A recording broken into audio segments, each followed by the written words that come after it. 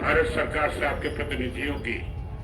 उसके बाद जो कृषि मंत्री ने बयान दिया वो ये दिया कि इस कानून से पंजाब, हरियाणा और पश्चिमी उत्तर प्रदेश के अलावा बाकी देश के कोई किसान प्रभावित नहीं है, सब इससे खुश है। पहले दिन से वो यही बात कह रहे हैं। इतने अंधे हो गए हैं कि उनको दिखता नहीं है। राजस्थान का किसान जो बॉर्डर पर बैठा है, महाराष्ट्र का किसान, मध्य प्रदेश का किसान, बिहार के किसान, केरल, तमिलनाडु, आंध्र प्रदेश और कर्नाटक, हर स्टेट से वहाँ के लोग 10-10, 15-15 लोग इतनी दूर से आ नहीं सकते हैं, आते हैं, जाते हैं, ग्रुपों में आ रहे हैं। लाखों किसान तमिलनाडु, साउथ के राज्यों के अंदर, बंगाल के अंदर सड़कों पर उतर रहे हैं। वो सब इनको दिखाई नहीं देता है। इससे पता लगता है कि इस सरकार की नीयत में कितना खोट है। और दूसरी बात मैं ये बताना चाहता हूँ कि ये खोट क्यों है।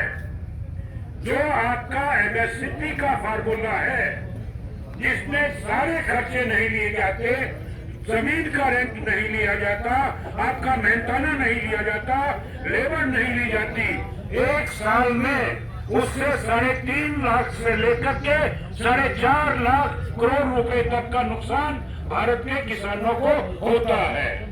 नंबर 2, जो किसानों को 6% किसानों को एमएसपी मिल पाता है, जिनको नहीं मिलता है उनका जो 1100 पे, 1200 पर और जितनी भी एमएसपी 8-10 चीजों के ऊपर है, बाकियों पर नहीं है, उससे 8 लाख करोड़ रुपए का घाटा कम से कम किसानों को होता है।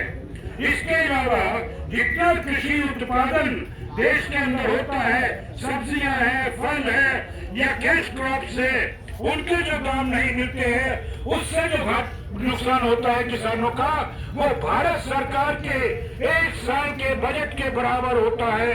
30 लाख करोड़ रुपया ये घाटा हर साल किसानों का होता है।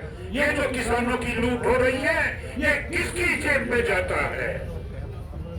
भारत सरकार को बताना चाहिए, आपको पूछना चाहिए। और आपके आंदोलन की सबसे बड़ी खूबी और सबसे बड़ा संदेश ये निकला। धूमिल कवि थे, उन्होंने कहा था, एक आदमी रोटी बेलता है, एक आदमी रोटी खाता है, एक तीसरा आदमी है जो न रोटी बेचता है, न रोटी बेचता है, न रोटी खाता है। वह आदमी कौन है? इस पर मेरे देश की संसद मौन है। आपके आंदोलन ने बताया है वो आदमी अंबानी और अडानी है, वो आदमी ये कंपनियां है। ईस्ट इंडिया कंपनी जब आई थी, मैं तो पढ़ाने का आदत तो गई नहीं, इतिहास में चला जाता हूँ, 1 मिनट के लिए माफ कीजिएगा।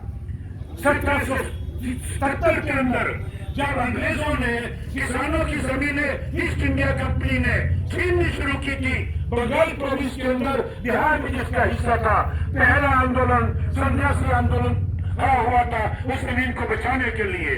और तब से लेकर के 1900 तक 2763 किसान आंदोलन हुए हैं, जो उनकी लूट हुई, उनका दमन हुआ, उनकी जमीनें छीनी गई, तब से किसान लड़ रहा है। और 1920 के बाद से 47 तक भी लड़ता रहा और आज भी लड़ रहा है। और भारत सरकार का पूरा बजट इन किसानों की लूट के बराबर है। ये किसान अगर कष्टार नहीं बनेगा तो क्या बनेगा?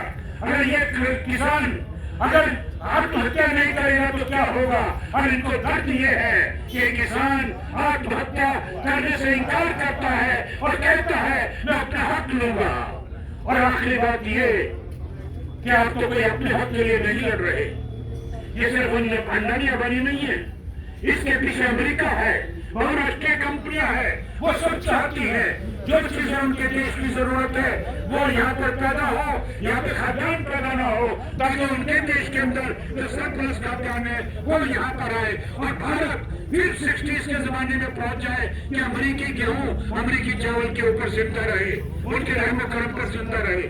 और आपको अगर इस हालत में पहुंचा दिया जाता है कि आपकी फसल पर, उपज पर आपका हक नहीं रहेगा, अंबानी अडानी और कंपनियों का हक रहेगा, तो देश की जनता को खाद्यान्न मिलने वाला नहीं है, उनका भी शोषण होगा। आप पूरे देश के लिए लड़ रहे हैं। और अंतिम बात ये कि इस देश के अंदर पहली आजादी की लड़ाई 1857 में लड़ी गई थी। उसकी ताकत सिपाही थे और किसान थे। और 1947 की जो आजादी की लड़ाई लड़ी गई, उसकी ताकत भी किसान और मजदूर थे। और ये तीसरी लड़ाई, ये किसान आंदोलन, किसान का आंदोलन मत समझना चाहिए इस सरकार को। ये भारत की आजादी की तीसरी लड़ाई है, जिसमें ये लोकतंत्र खत्म होगा। इन शब्दों के साथ मैं अपनी बात समाप्त करता हूँ।